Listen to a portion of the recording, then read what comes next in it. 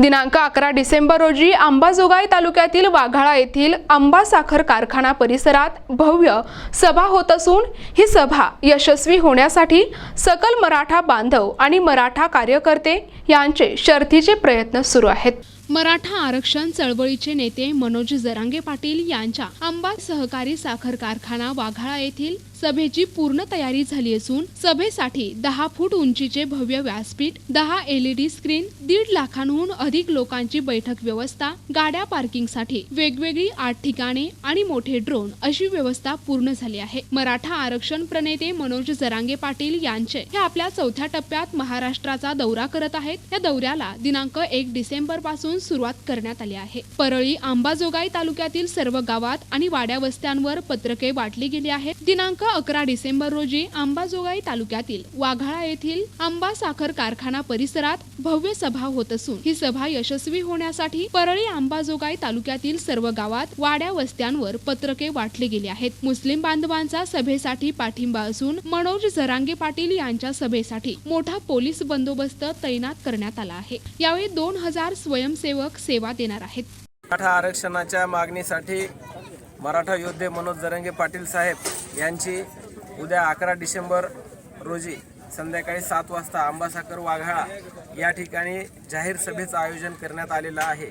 मराठा आरक्षणाचा लढा हा इतर कोणत्याही जाती धर्माच्या विरुद्ध नाही किंवा इतर आरक्षणाच्या विरुद्ध नाही।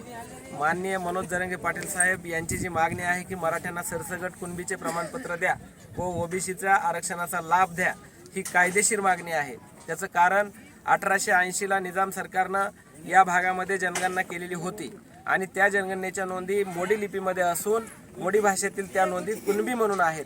म्हणून महाराष्ट्रातला प्रत्येक मराठा हा कुणबी आहे आणि म्हणून ओबीसी आरक्षणाचा लाभधारक आहे आणि ती मागणी घेऊन माननीय मनोज जरांगे पाटील साहेब हे आरक्षणाची लढाई लढत आहेत। त्या लढ्यामध्ये आम्ही सर्वजण मावळे म्हणून त्या ठिकाणी मनोज जरांगे पाटील साहेब यांच्या सोबत खांद्याला खांदा लावून ही लढाई लढत आहोत। 11 तारखेची जी सभा आहे या सभेचं नियोजन गेल्या 10 ते 15 दिवसापासून आम्ही करत आहोत। संपूर्ण मराठा सेवक हे या भागातील सर्व गावामध्ये जाऊन प्रत्येक गावागावामध्ये जाऊन वाडी तांड्यावर जाऊन सर्व जाती धर्माच्या बांधवांना आम्ही विनंती केली आणि जनजागृती करून या सभेला येण्याचं आवाहन केलं। याचा भाग म्हणून या अंबाजोगाई परिसरातील व परळी तालुक्यातील ओबीसी बांधव, मुस्लिम बांधव, मागासवर्गीय बांधव व मराठा बांधव हे सगळे मिळून या सभेचं नियोजन करत आहेत आणि त्यांच्या सहभागातून ही सभा आम्ही या ठिकाणी आयोजित केलेली आहे। ही सभा विराट अशा प्रकारची सभा करण्याचा निर्धार आम्ही समन्वयकांनी केलेला आहे।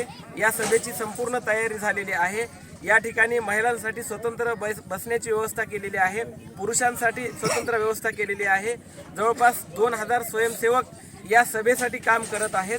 त्याचबरोबर 8 ठिकाणी वेगवेगळ्या प्रकारच्या पार्किंगची व्यवस्था केलेली आहे, 2 व्हीलर आणि 4 व्हीलरची, पाण्याची व्यवस्था आहे, नाश्त्याची व्यवस्था आहे आणि त्याचबरोबर या ठिकाणी हे स्वयंसेवक अहोरात्र काम करून ही सभा यशस्वी करण्यासाठी प्रयत्न करत आहेत।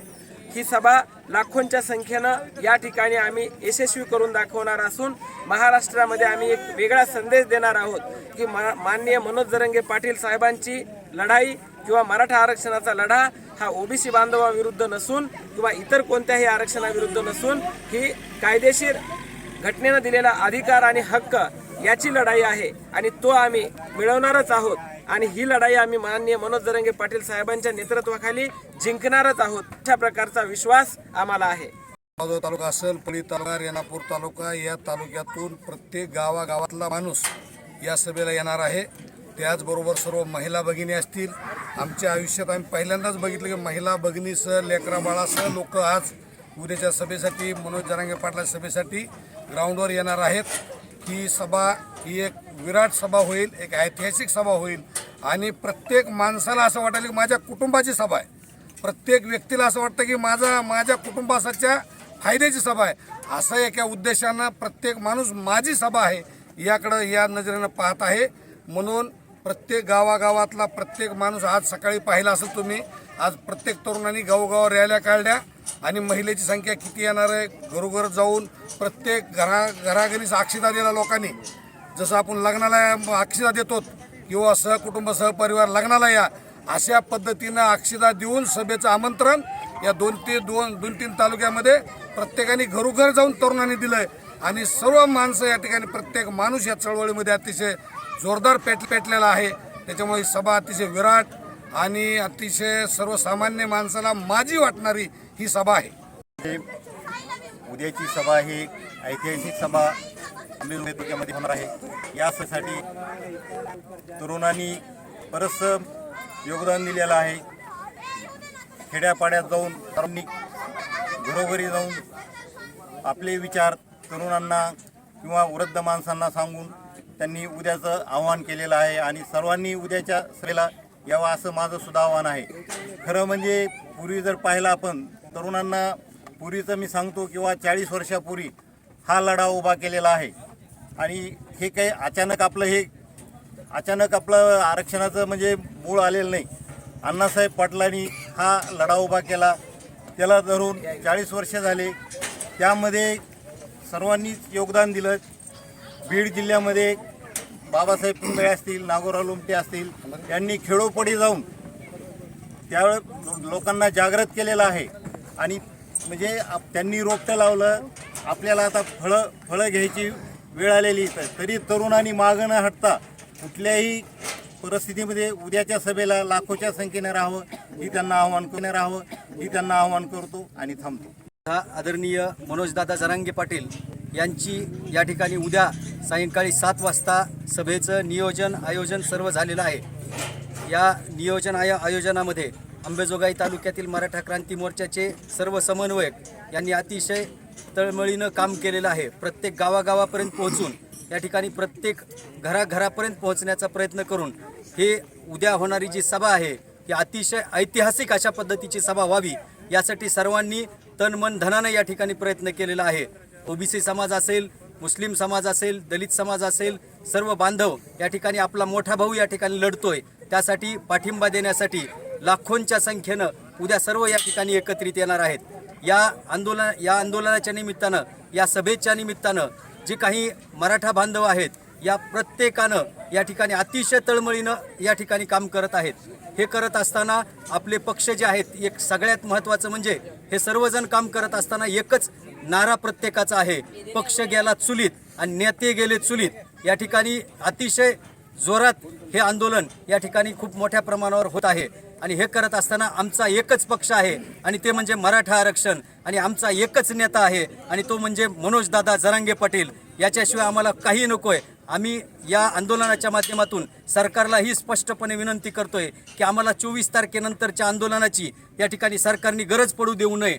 24 तारखेच्या आत या सरकारनं मराठा समाजाचा न्याय देण्याचं काम, आमच्या नोंदी या ठिकाणी सर्व तालुका असेल, जिल्हा असेल, महाराष्ट्रभर असेल, आपण पुरावा जर बघितला तर एकही पुरावा असेल किंवा हजारो पुरावे असतील, या ठिकाणी एक पुरावा आला तरी तोच न्याय आणि हजारो पुरावे या ठिकाणी महाराष्ट्रभर सापडले असताना मराठा समाजाला जाणीवपूर्वक ओबीसी मधून टाळण्याचा प्रयत्न हे सरकार करत आहे। सरकारनं या ठिकाणी मी सरकारलाही विनंती करतो की 24 तारखेच्या नंतरची वेळ आंदोलन करण्याची, या आंदोलनावर येऊ नये अशा प्रकारची मी सरकारला विनंती या सभेच्या निमित्तानं करतो आणि पूर्ण तालुक्यातील, बीड जिल्ह्यातील सर्व तमाम मराठा बांधवांना विनंती करतो की उद्याची सभा जी आहे ती ऐतिहासिक सभा, न भूतो न भविष्यती अशा प्रकारची सभा या अंबाजोगाई तालुक्यामध्ये आंबा साखर कारखाना या ठिकाणी व्हावी अशा प्रकारची सर्वांना विनंती करतो। त्यासाठी आपण हातभार लावावा अशा प्रकारची आणि सर्वांनी उपस्थित राहावं अशा प्रकारची विनंती करतो। मराठा आरक्षणाच्या संदर्भात जो संपूर्ण महाराष्ट्रभर लढा चालू आहे तो एकटा योद्धा मनोज जरांगे पाटील हे लढत आहेत। याचं बीज खूप जुनं आहे, 1980लाच याचं बीज रोवलं गेलं, याची सुरुवात झाली। परंतु आपल्याला काय देणं घेणं अशा पद्धतीनं मराठ्यांच्या मताला गृहीत धरून चालणारे हे मराठ्याचे आमदार आणि खासदार यांनी आजपर्यंत फक्त आणि फक्त स्वतःचं राजकारण पाहिलं। परंतु एक वेळ अशी आली की आज या मराठा समाजालाच लाचार व्हायची पाळी आली। ज्या छत्रपती शिवाजी महाराजांनी मराठा मावळ्यांच्या जीवावर हे स्वराज्याची स्थापना केली, तेच जाणीव हे सगळे लोक विसरून गेले आणि आज मराठा एवढा जर्जर झाला असताना त्यांच्या मुलाला शिक्षणाची सोय नाही, त्यांच्या मुलांना नोकरीची सोय नाही, त्यांचे वडील शेतकरी असते, त्यांना कुणबी म्हणतात, त्या कुणब्यांचं कुठेही नोंद नाही, सोय नाही, अशा प्रकारे हे सरकार झोपून राहिलं आणि ते आत्ता जागं झाले खडबडून। ज्यावेळेस त्यांनी सुरुवातीला सांगितलं सरकारनं की आम्हाला ह्या नोंदी आणि पुरावे पाहिजेत, नोंदी शोधायला सुरुवात केली, ढिगावर नोंदी सापडल्या, आज सरकार पेचात आलंय की या नोंदी तर सापडल्या, पुरावे सापडले, तरीही आरक्षण जाहीर करत नाही. त्याचं कारण आहे की या फक्त राजकारण्यांच्या मताचं राजकारण. आता दिलेलं जे आरक्षण आहे ओबीसी कोट्यातून आम्ही मागतोय. ओबीसी कोट्यामध्ये 34% आरक्षण आता दिलं जात आहे, तर 68% समाज हा अस्तित्वात असला पाहिजे. 68% ओबीसी समाज अस्तित्वात नाही, तो मराठ्यांना धरून अस्तित्वात आहे, हे सरकारला कळत नाही. आणि म्हणून आम्ही समजून सांगण्याचा प्रयत्न करतोय. दिलेलं आरक्षण हे चुकीचं आहे, ते बेरीज बरोबर आहे, ते मराठ्यांना धरून आहे, ते कुणब्यांना धरून आहे आणि यांना धरूनच जोडूनच हे आरक्षणाचा कोटा पूर्ण होऊ शकतो. 50%च्या आतूनच कुणबी म्हणूनच ओबीसी म्हणूनच मराठा समाजाला आरक्षण मिळू शकतं. मिळतं, फक्त तुम्ही जागे होण्याची गरज आहे. जागे झाले योद्धे, जागे झाले मराठे, जागे झाले मावळे, पण जागे झाले नाहीत राजकारणी, आणि त्यांनी जागा होण्याची गरज आहे. आज मराठ्याचा एक आमदार, मराठ्याचा एक खासदार बोलत नाही, कारण हे मताचं चांगुलनालन करतात की काय, मतासाठी हे भिवून बसतात की काय. अरे मत काय करता, मतं तर तुम्हाला आम्ही दारात येऊ देणार नाही, त्यावेळेस तुम्हाला कळेल की या मताची किंमत काय असते. तुमच्या सतरंजा उचलीत राहिलो आजपर्यंत, आमच्या लेकरांना आता कळालंय की तुमच्या सतरंजा उचलून फक्त तुमचे पोट भरले, तुमचं राजकारण चाललं, परंतु हे आता चालणार नाही. आणि म्हणून या ऐतिहासिक सभा ज्या होतात या सभेकडे पाहून हा कोटा तुम्ही अगदी कॅल्क्युलेट करून बघा, तुम्ही मराठा समाजाचं काउंट करून बघा, ओबीसी समाजामध्येच हा समाज बसतो. वर आमचं नियोजन चालू आहे. 100 भोंगे लावलेले आहेत. स्टेज 12 फूट उंचीचं घेतलेलं आहे आणि त्यावर पूर्ण उजेड प्रकाश ज्योतामध्ये सभा होणार आहे संध्याकाळी 7 वाजता. आणि पूर्ण मॅटिंग वगैरे सर्व उद्या सकाळी तयार होणार आहे. आज साऊंड वगैरे टेस्टिंग होऊन जाणार आहे. प्रतिनिधी जोगोजी साबणे, NTP न्यूज मराठी, अंबाजोगाई, बीड.